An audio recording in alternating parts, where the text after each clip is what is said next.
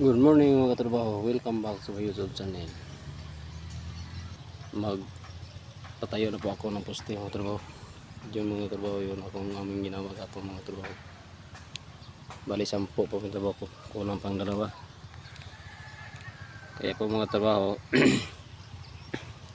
ang gagawin po dito, meron po akong ibigay ng mga teknik, ganitong teknik mga katrabaho, lalo na po sa mga baguhan.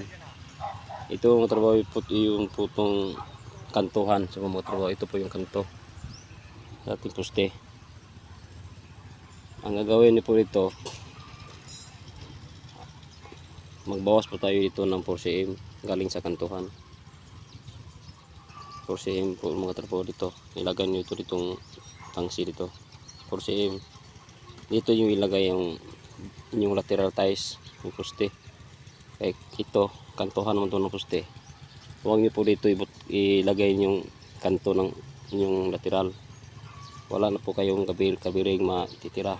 Kaya bawasan niyo ng 4cm dito. At sa kabilaan po 4cm.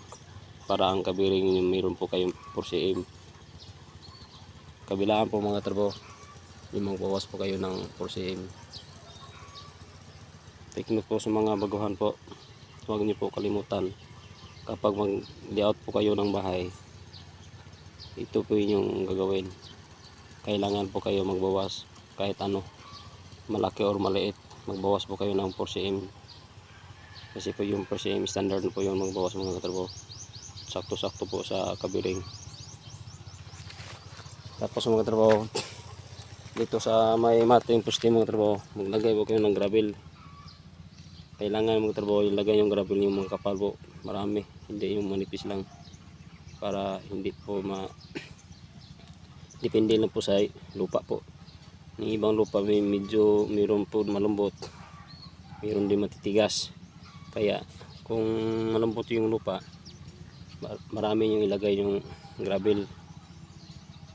Katulad dito mga trabaho, 4 na sako ang nilagay ko dito mga trabaho ng gravel. Kabilaan ng mga trabaho ng poste. Ito. Ngayon po araw mga katrabaho, patayo ko na yung pong poste mga 10 mga katrabaho. Dahil po hindi natuloy kahapon buhos ngayon namin. Mga July 8 na siguro ni mga trabaho namin buhusan. At yung ibang ginagawa po sa aming mga kasama mga trabaho, pinahukay ko na po sila ng siptik. Ito mga trabaho, ito yung siptik niya pinahukay ko kahapon mga trabaho.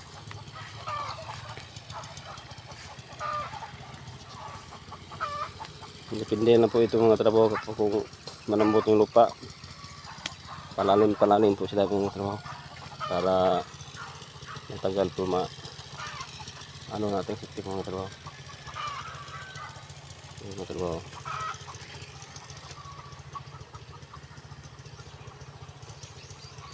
yung kalaki yung trabaho dito.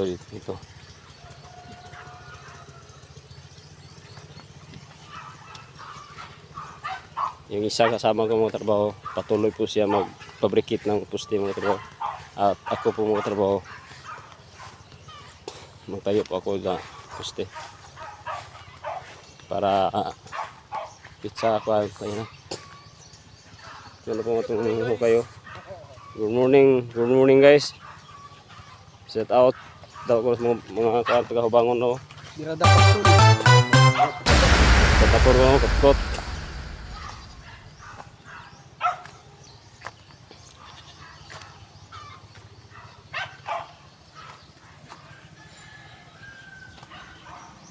Ito po aking stockpile mga trabaho na mga trabaho. Masikip na. Ito pang ating mating mga trabaho. Ilagay ko mamaya. At ating forma mga trabaho, 10mm mga trabaho. Aking forma sa may poste. O shout out ko po sa mga subscribers ko mga trabaho. Shout out sa inyo lahat, mga aking mga followers, mga viewers. Shout out sa inyo lahat. O sa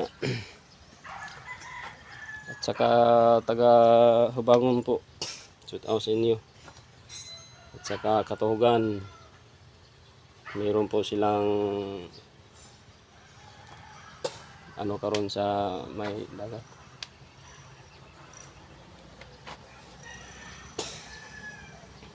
Meron po silang okasyon, lalo kang ngayon po ay San Pedro, pizza 29 ng June. Shout out sa Katugan, Hubangon, shout out sa inyo. Sa akong ugangan sa Dapitan po, shout out sa Dapitan, mga Garbilas family. O sa may Butuan, shout out sa inyo lahat. Yung man sa Salvador, Alubihid, shout out sa inyo lahat. Kumusta po kayo? Sa Cagayan, shout out. Bukidnon, shout out sa inyo lahat. Iligan, shout out sa akong mga Gaurigan. Shout out sa inyo. Butuan, shout out. Iba lang pamilya sa Butuan, shout out po dyan. At sa Iligan, iba lang pamilya, shout out sa inyo lahat. At sa Salvador, Badulis family, shout out sa inyo. Sa aking kapatid, shout out sa dati. Saka mayroon pa po sa may Sampatulog, shout out. Alabehe, shout out. Nanglingan, shout out. Inguman tanan akong mga subscribers, shout out sa inyo. Kumusta po kayo diyan?